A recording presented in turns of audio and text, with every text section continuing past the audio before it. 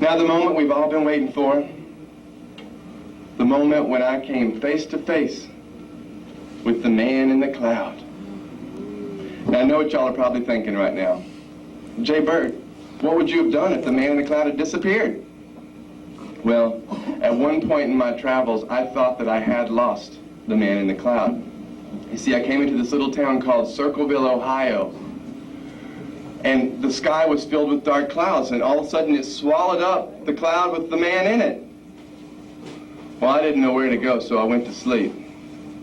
And just as I was about to start dreaming, a crash of lightning woke me up into the worst rainstorm I'd ever known. It was very frightening. I didn't know what to do. Then all of a sudden, out of nowhere, a hand appeared, and it was waving to me. And I heard a voice screaming to be heard over the rain saying, "Come and go with me," just like the man did it in the cloud above my daddy's pulpit. So I took the hand, and we ran through the rain, and the next thing I know, we're standing under a highway overpass. And for the first time, I see the person that's connected to the hand. That person was the man in the cloud. And ladies and gentlemen, the man in the cloud is this man right here, Stephen Cheslick DeMeyer. It's fate. Well, we built us a little fire there under the overpass, and while our clothes were drying, I realized that I was experiencing love for Stephen. Oh, and Stephen was feeling love for me too. I know he was, but instead of saying, "I love you too, Jay," he said just one word, "Eduardo." Can I tell him the story? Well, you see, back before Stephen left Cornflake, Indiana, to head out into the big world, he worked on his family's corn farm out in the field. And one late afternoon, beneath the blazing hot August sun, Stephen had a vision. It was like a real magical vision, complete with the sparkly edges and all. You know what it was? It was a man. That's right. Stephen had himself a vision of a beautiful, dark-skinned man. He was magically lifted up from a coffee bean field down in Mexico and sort of planted there in the cornfield, right there with Stephen. His hair was thick and black, like licorice sticks. His skin was golden smooth, like Sunday morning pancakes. And his nipples were like 2 Hershey's Kisses out of the foil wrappers. And his name was Eduardo. They fell in love that late afternoon beneath the stalks of corn, and they started meeting on a regular basis, until Stephen tried to introduce Eduardo to his family. You see, Eduardo kept telling Stephen that nobody could ever find out that they were in love, even though Stephen insisted that his family didn't have any problem with him being what he was. Well, finally, after months and months of these secret meetings, Stephen tried to surprise Eduardo and have his family come out to the cornfield to meet him there. But before they even got a glimpse of Eduardo, Eduardo saw them. And he disappeared. And Stephen never saw him again. And he was heartbroken. The next year, or about the same time of year, Stephen found a piece of paper on the ground beneath one of the corn stalks. It was a letter from Eduardo. In the letter, Eduardo told Stephen that he was back in Mexico for good, that he'd gotten married and his wife was pregnant and his family couldn't be happier about it all. But at the bottom of the letter, there was a little P.S. that said, "You were the only man I ever let myself love." When Stephen finished telling me this story, he wiped the tears from his eyes and fell asleep with his arms wrapped tightly around me. But I couldn't sleep. I stayed up all night long and wrote a song by the lights of the cars passing by on the highway. And the next morning, as the last drops of rain were dripping off the sides of the overpass, I sang it to Stephen. And that morning after Jay sang me the song, I said, "I love you too, Jay."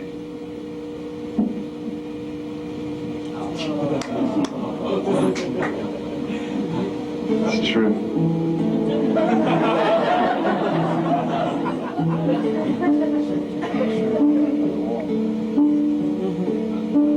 Long ago and far away, you held the sun above his day. You lit the match that burned the stars.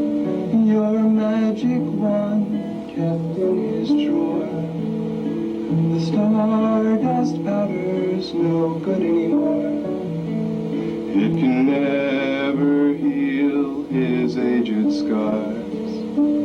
So long, Eduardo.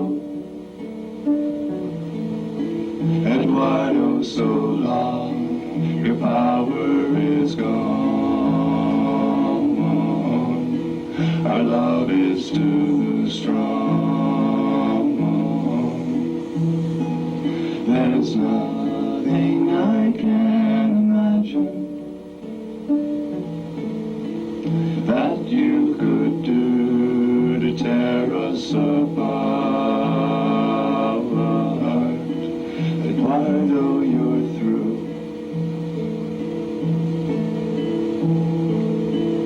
Your crying wife, your children at home. As long as you're running, you'll be all alone. But that's your problem now. The family that smiles at you says you do everything a good son should do. The family's sacred cow. So long, Eduardo. Eduardo, so long, your power is gone. Our love is too strong. There's nothing I can imagine that you could do to tear us apart. Eduardo, you're through.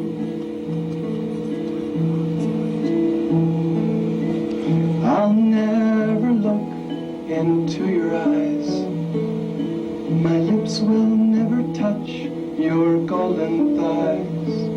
But it's something I can live with. The only thing that makes me think about you is how his heart had your stink. Now it's scented with our bliss.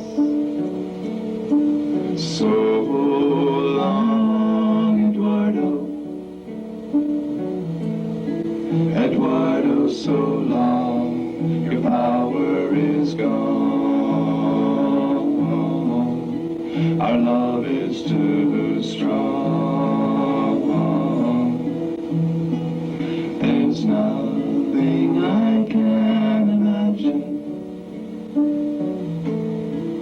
that you could do to tear us apart. Eduardo, you're through. So long, Eduardo.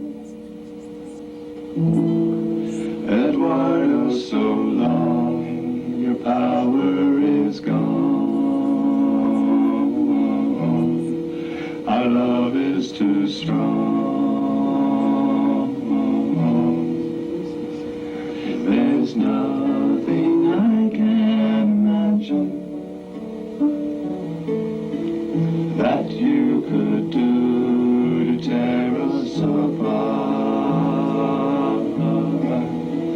Eduardo,